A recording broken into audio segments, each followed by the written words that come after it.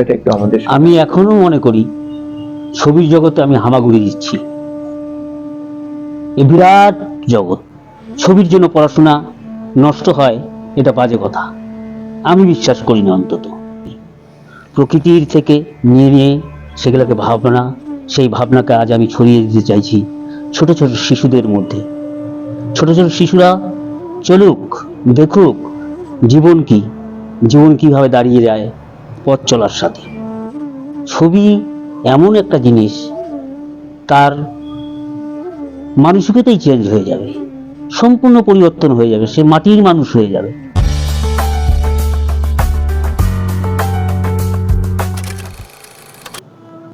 বহুদিন ধরে বহু ক্রোশ দূরে বহু ব্যয় করি বহু দেশ ঘুরে, দেখিতে গিয়াছি পর্বতমালা দেখিতে গিয়াছি সিন্ধু, দেখা হয় নাই চক্ষু মেলিয়া ঘর হতে শুধু দুই পা ফেলিয়া, একটি ধানের শীষের উপরে একটি শিশির বিন্দু। আজকে আমরা এই কবিতাটি দিয়েই আজকের অনুষ্ঠান শুরু করলাম, কারণ আজকে যিনি আমাদের অতিথি তার গুরুত্ব আমরা হয়তো বুঝে উঠতে পারিনি আজও, যার আগমনে আজকে আমরা অত্যন্ত আনন্দিত, অভিভূত এবং গর্বিত। দাদামণি আমাদের এমন একজন মানুষ যার সান্নিধ্য লাভে আমাদের নিজেদেরকে সবসময় আনন্দিত মনে হয়। তিনি এমন একজন মানুষ যাকে সবসময় কাছের মানুষ বলে মনে হয়। আমাদের আজকের অতিথি মাননীয় শ্রী প্রদীপ দাস মহাশয়। দাদামণি নমস্কার। নমস্কার। আমরা দাদামণির কাছ থেকে অনেক বিষয় আজকে জানবো, এবং যারা আর্টের সঙ্গে যুক্ত, চিত্রাঙ্কনের সঙ্গে যুক্ত, তাদের জন্য তো অবশ্যই আজকের এই পর্বটি বিশেষভাবে গুরুত্বপূর্ণ। তবে তার বাইরেও যে বিষয়টি আমি বলবো, যে একটি বিষয় অত্যন্ত সহজ মনে হয় আমাদের কাছে, যে লিভ সিম্পল থিঙ্ক হাই, এর প্রকৃষ্ট উদাহরণ কিন্তু আমাদের আজকের এই অতিথি। তার জীবন যাপন, জীবন চর্চা এবং জীবন দর্শন আমাদেরকে আকৃষ্ট করে, আমাদেরকে পথ দেখায়।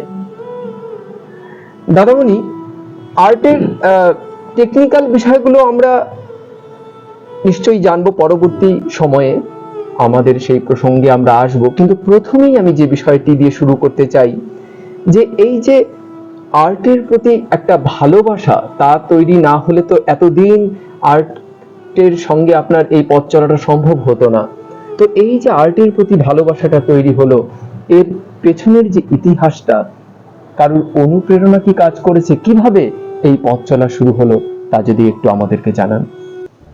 আমার পথ চলা শুরু আমার প্রয়াত শ্রদ্ধেয় দাদা পবিত্র দাসের কাছ থেকে। তারপর আস্তে আস্তে ওর দ্বারাই পেলাম প্রকাশ কর্মকারকে, শিল্পী অসীম সেনকে। এরা সবাই আজ প্রয়াত, আমার দাদাও নেই। তা কবে হাত দিয়েছি ছবির মধ্যে জানি না, এর প্রতি যেন ভালোবাসা হয়ে গেল, প্রেম হয়ে গেল একটা। ওকে ভালোবেসে ফেললাম, ও আমাকে ভালোবেসে ফেলল। এমন করেই চললো আমাদের দুজনের পথ চলা। ওকে আমি পথ দিলাম, ও আমাকে পথ দেখালো। এমন করেই চললো, এমন করেই চলছে। এমন এই ছবিটা আমাদের আদিমতা, আদিমতাকে ধরতে গেলে যেরকম আমরা খুঁজে বেড়াই বন জঙ্গল ইত্যাদি, এই আদিমতা থেকেই সৃষ্টি ছবির। সবচেয়ে ভাষা সৃষ্টি হওয়ার আগে, আগুন সৃষ্টির আগে সৃষ্টি হয়ে গেল এই ছবি আঁকা। মানুষ যেদিন সভ্যতার চাকা দেখেনি, সেদিন মানুষ মনের ভাব আদান প্রদানের জন্য পাহাড়ের গুহাতে ছবি এঁকে মনের ভাব প্রকাশ করত। এখান থেকেই পথ চলা, এখান থেকেই ছবি। এই ছবি এমন একটা জিনিস যে আঁকে সেই বোঝে। আর ছবি এমন একটা ভাববস্তু যেটা সর্বত্রই বিরাজমান। ছবি আঁকা একটা বিশ্ব মানের ভাষা। এই ভাষার সর্বত্রই যেন চলতে থাকে সব মনের কথা, সব দেশের কথা, সব জাতির কথা ছবির মাধ্যমেই আনাগোনা হয়। পরিবার থেকে পূর্ণ সমর্থন ছিল আমার এই ছবি আঁকার প্রতি, এবং ছোটদা আমাকে ইন্ধন জোগাতো ছবি আঁকায়। মানে ছোটদা বলতে প্রয়াত পবিত্র দাস। ও রাশিয়া টাশিয়া সব জায়গায় এক্সিবিশন করে আসছে। ওর প্রেরণায় আমি অনুপ্রাণিত হয়ে ছবি আঁকি। পরবর্তীতে ছবি আঁকাই হয়ে গেল আমার জীবিকা। ঠিক। তো প্রত্যেকটা ক্ষেত্রেই নিজেকে দাঁড় করাতে গেলে, নিজেকে কাঙ্ক্ষিত মানে পৌঁছে নিয়ে যাওয়ার ক্ষেত্রে তো একটা কঠোর সাধনা থাকে, একটা পরিশ্রম থাকে, তার একটা ইতিহাস থাকে। আজকে আপনি যে জায়গায় এসে দাঁড়িয়েছেন, সেই পথ চলার পথে যে ইতিহাসটা লুকিয়ে রয়েছে, কেমন ছিল সেই ইতিহাস, সেই দিনগুলোর কথা দুই একটি টুকরো ঘটনা যদি আমাদের একটু জানেন। প্রচন্ড সংগ্রাম করতে হয়েছে। সংগ্রামের মাধ্যমেই আজকে আমি এই সংগ্রামের পথ খুঁজে পেয়েছি। আগে দেখতে হবে আমি কি ভাবছি, প্রকৃতির থেকে নিয়ে সেগুলোকে ভাবনা, সেই ভাবনাকে আজ আমি ছড়িয়ে দিতে চাইছি ছোট ছোট শিশুদের মধ্যে। ছোট ছোট শিশুরা চলুক, দেখুক জীবন কি, জীবন কিভাবে দাঁড়িয়ে যায় পথ চলার সাথে। বর্তমান আর্থসামাজিক ব্যবস্থার প্রেক্ষাপটে চিত্রাঙ্কন কতটা গুরুত্বপূর্ণ একটা বিষয়, সার্টিফিকেট নয়, একজন মানুষ হিসেবে মানুষ তৈরি করার ক্ষেত্রে চিত্রাঙ্কনের প্রয়োজনীয়তার দিকটি যদি একটু আলোচনা করেন। ছবি আঁকতে প্রথমেই বলি, ছবি এমন একটা জিনিস, তার মানসিকতাই চেঞ্জ হয়ে যাবে, সম্পূর্ণ পরিবর্তন হয়ে যাবে। সে মাটির মানুষ হয়ে যাবে, তার ধ্যান, জ্ঞান, ধারণা ইত্যাদি পরিবর্তন। ছবি আঁকার দুইটা দিক আছে, একটা হলো কমার্শিয়াল সাইড, মানে ব্যবসায়িক ভিত্তিতে, আর একটা হলো ফাইন আর্টস, যেটাকে বলা হয় আমরা মানে চিন্তাধারার ছবি। তা চিন্তাধারাটাই পরিবর্তন হয়ে যাবে বাচ্চাদের। হ্যাঁ, এখন আপনি যেটা বললেন যে আর্থসামাজিক ক্ষেত্রে কিছু কিছু গার্জিয়ান রয়েছে, কিছু কিছু বাবা মা রয়েছেন যারা ভাবে যে বিজ্ঞানে আঁকাটুকুন শিখলেই হয়ে গেল। কিন্তু না, বাচ্চার প্রবৃত্তিকে চেঞ্জ করার জন্য, বাচ্চার মানসিকতাকে পরিবর্তন করার জন্য, ছবি আঁকা মনে প্রাণে গ্রহণ করার জন্য তাকে দেখতে হবে, তাকে বুঝাতে হবে, তাকে অনুপ্রেরণা দিতে হবে, যাতে সে উঠে দাঁড়াতে পারে। আমার বিশ্বাস, আমার দৃঢ় বিশ্বাস, সে বাচ্চা একদিন দাঁড়াবেই। ঠিক। এবং সেই ক্ষেত্রে আরেকটা শুধু অ্যাড করে দিই, যে বিষয়টা আপনি বললেন যে শুধুমাত্র বিজ্ঞান হয়তো প্রজেক্টটা করার জন্য একটু আর্ট করছে বা করছে, তা নয়। অনেক ছাত্রছাত্রীদের মধ্যে কিন্তু সেই সুকুমার বৃত্তিটা রয়েছে, সেই সম্ভাবনাটা রয়েছে। আমাদের উচিত বরং তাদের পাশে এসে দাঁড়ানো। ফলে যেটা হয় যে অনেক সময় পড়াশোনার ক্ষতি হচ্ছে এই অজুহাতে বা নানান অজুহাতে আমরা কিন্তু আমাদের সন্তানদেরকে অনেক সময় আর্ট থেকে একটু সরিয়ে নিয়ে আসি বা গান থেকে সরিয়ে নিয়ে আসি। প্রকৃত অর্থে যদি কেউ চিত্রাঙ্কন করে, চর্চা করে, সে আবৃত্তি চর্চা করে, নাট্য চর্চা করে, সেটা কি পড়াশোনার কোনোভাবে ক্ষতি করতে পারে না? আপনার না, না, একদম বাজে কথা। ঠিক। ছবি আঁকলে পরে, যে বাচ্চা ছবি আঁকে সেই ছবি আঁকতে পরে তার ধৈর্যশীল হবে, সে ধৈর্য শক্তি তৈরি হবে, সে মেধা বৃদ্ধি পাবে। তার ছবির জন্য পড়াশোনা নষ্ট হয়, এটা বাজে কথা, আমি বিশ্বাস করি না অন্তত। এবারে আমরা যে বিষয়টির উপর নজর দিতে চাইবো, দাদামণির কাছ থেকে জানতে চাইবো যে যারা নিজেদেরকে একজন আদর্শ চিত্রশিল্পী হিসেবে তৈরি করতে চায়, একজন আদর্শ চিত্রশিল্পী হিসেবে নিজেকে তৈরি করতে গেলে কোন কোন বিষয়ের দিকে সতর্কভাবে সজাগ হওয়া উচিত, যত্নশীল হওয়া উচিত, সেই বিষয়টি যদি একটু আলোচনা করেন। প্রথমেই দেখতে হবে রুল পেন্সিলের ব্যাপারটা, আমাকে স্কেচটাকে, ড্রয়িংটাকে, লাইন ড্রয়িংটাকে, আমি ইদানিং দেখি আমার কাছে অনেক বাচ্চারা আসে, তাদেরকে দেখি তারা বিগত দিনে হয়তো অন্য জায়গায় শিখে এসছে, কিন্তু লাইন ড্রয়িং কেউ করেনি। সারেগামাটাকে জানতে হবে, তারপর সে গান গাইবে। নিজে তো বহুদিন থেকে এই চিত্রকলার সঙ্গে যুক্ত এবং বহু পথ অতিক্রম করে এসেছেন। তো যদি প্রশ্ন করা হয় যে কতটা তৃপ্ত, কি মনে হয় যে কতটা কাজ বা কতটা লক্ষ্য পূরণ হয়েছে বা কতটা অধরা রইল, যদি সেই বিষয়টা একটু আমাদের আমি এখনো মনে করি ছবির জগতে আমি হামাগুড়ি দিচ্ছি। এ বিরাট জগৎ, বিরাট জগৎ। আমার মনে হয় প্রতিদিন আমি শিখি, প্রতিদিন আমি শিখছি। আমার স্টুডেন্টদের কাছ থেকে আমার শেখার আছে, ওদের কাছ থেকে আমি শিখবো, ওরা আমার থেকে শিখবে।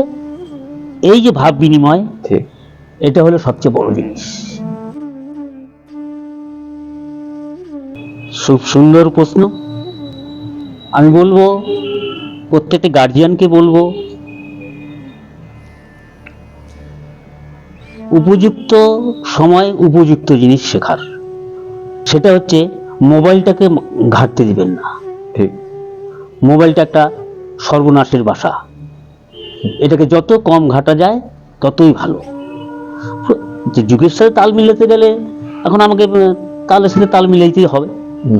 তা যতটুকুন প্রয়োজন আমাদের, কাউকে ফোন করলাম, কাউকে কিছু করলাম, ওই মোবাইল নিয়ে ঘন্টার পর ঘন্টা গেম খেলছি, বাচ্চা খেলছে, এই জিনিসটা আমি অনুরোধ করব গার্জিয়ানদের কাছে, এই জিনিসটা করতে দেবে না। যৌথভাবে যদি এগোনো যায়, মানে দুজন নয়, শিক্ষক, অভিভাবক এবং শিক্ষার্থী, এই তিনজনের মধ্যে যদি একটা সমন্বয় থাকে, তাহলে কিন্তু কারোর মধ্যে যে প্রতিভা আছে তার বিকাশ কেউ আটকাতে পারবে না, এবং আমরা হয়তো আরো অনেক বড় বড় শিল্পী আমরা তাদের মধ্য থেকে খুঁজে পাবো।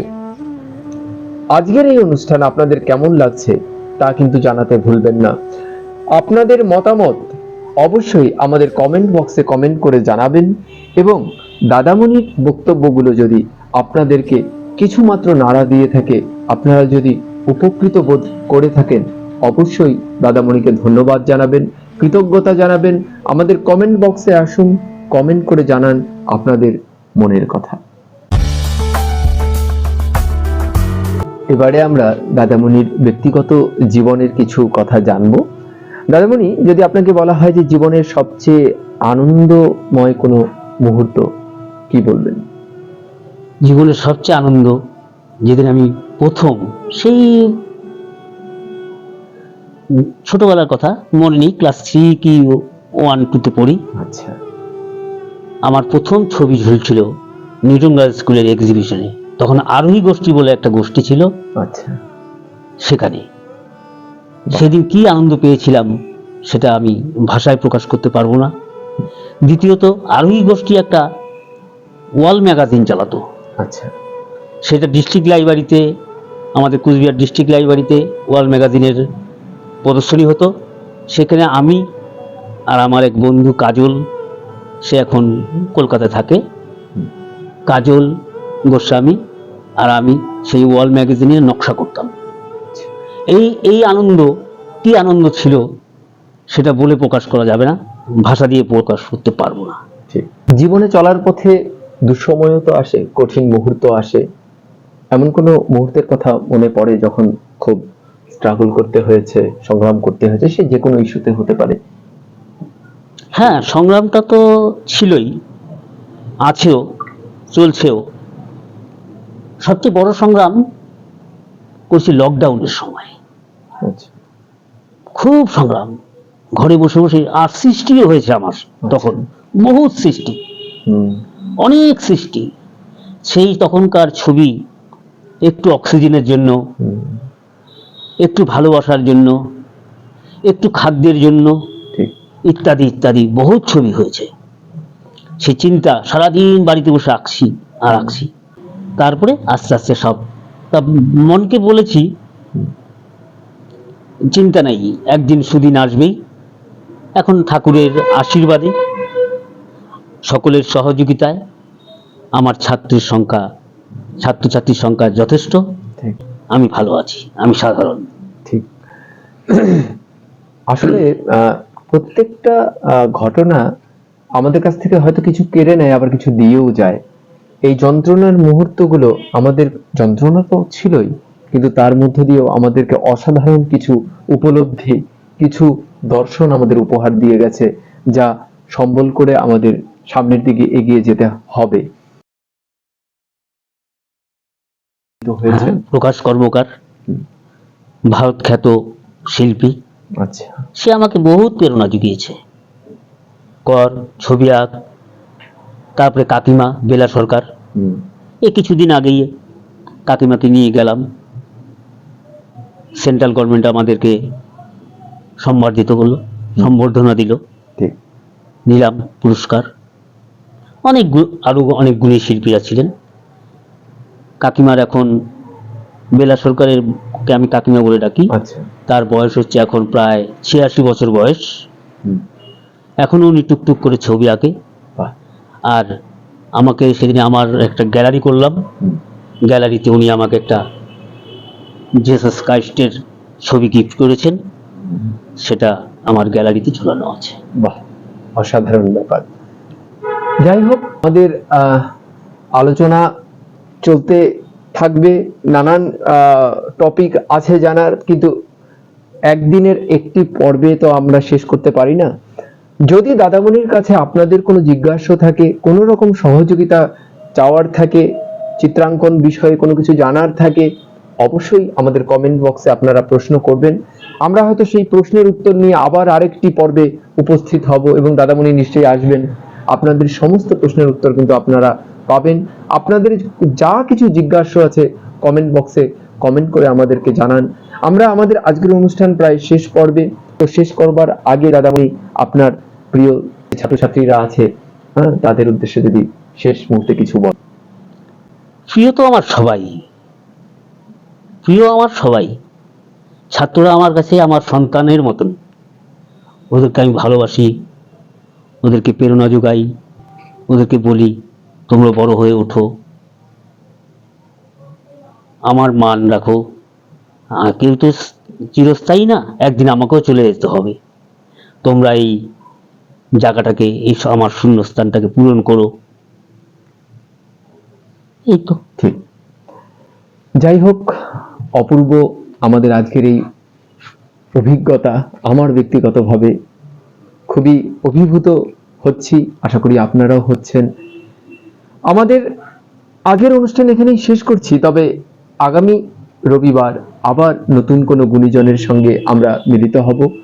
চোখ রাখবেন প্রতি রবিবার আমাদের এই চ্যানেল মনের মতো ক্লাসরুমে। গুণীজনের সঙ্গে সুমন এই অনুষ্ঠান প্রতি রবিবার ঠিক সন্ধ্যা 7টায় সম্প্রচারিত হয়। আমাদের আজকের এই অনুষ্ঠান এখানেই শেষ করছি। সবাই ভালো থাকুন, ভালো রাখুন, সুস্থ থাকুন। শুভরাত্রি। নমস্কার।